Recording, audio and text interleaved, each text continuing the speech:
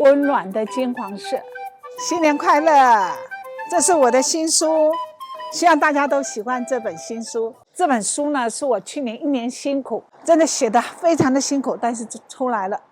你看我们现在这书封面很淡，然后我现在慢慢走到阳光里面来，你看，温暖的金黄色，超级开心。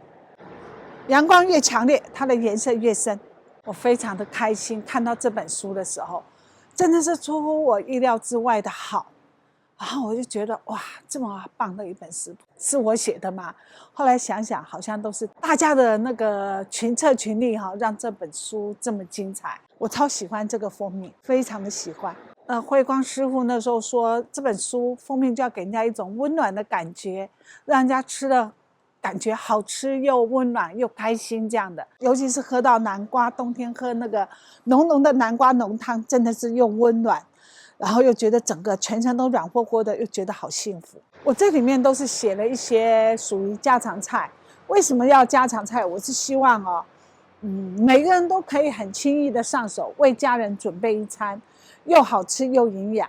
其实每道菜差不多都是我常做的，尤其是以前带便当的时候更常做，每道菜都要比较重口味吧，带便当吃起来才有味道，才吃得下去，才觉得好吃。如果口味太淡的话，可能就会觉得哎呀，这个便当真是不好吃。绝对是简单易做。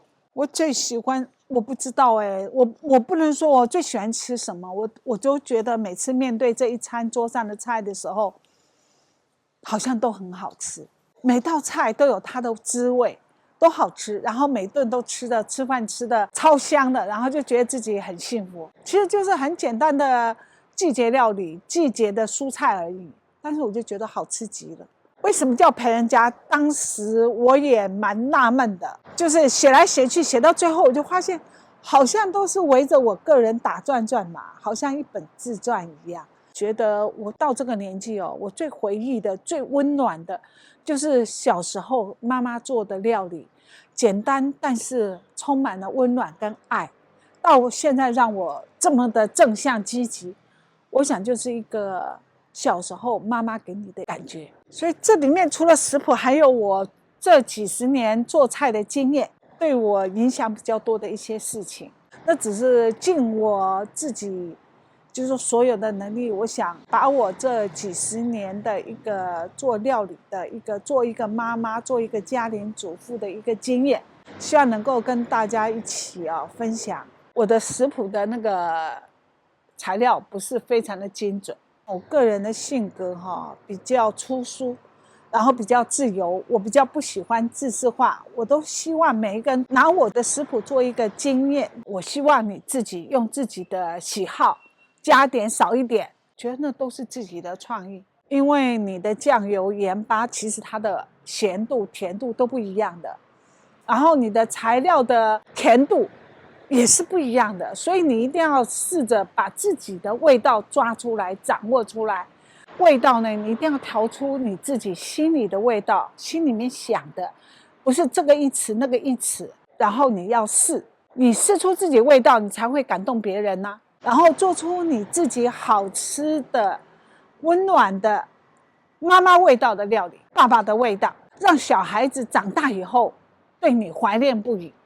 或是自己做给自己吃啊，让自己觉得自己很幸福啊，我觉得这很重要因为我们吃得好，吃得开心，我们的身体就好，我们身体好才有力气做很多的事情，我们才可以把爱跟人家分享。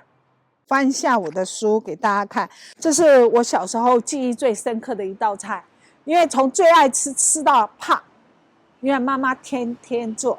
然后这是我非常爱吃的一个，后来很爱吃的一个3杯的那个杏鲍菇，这是什么？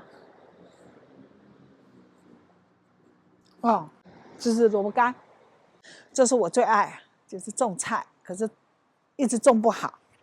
我觉得完美是无止境的吧，一开始就要求完美，那你就会寸步难行。完美是一步一步一步慢慢走，就走到完美。然后你在过程里面有很多的分享啊，还有一种进步啊，然后你跟别人分享东西的话，你就自己就非常的开心跟快乐。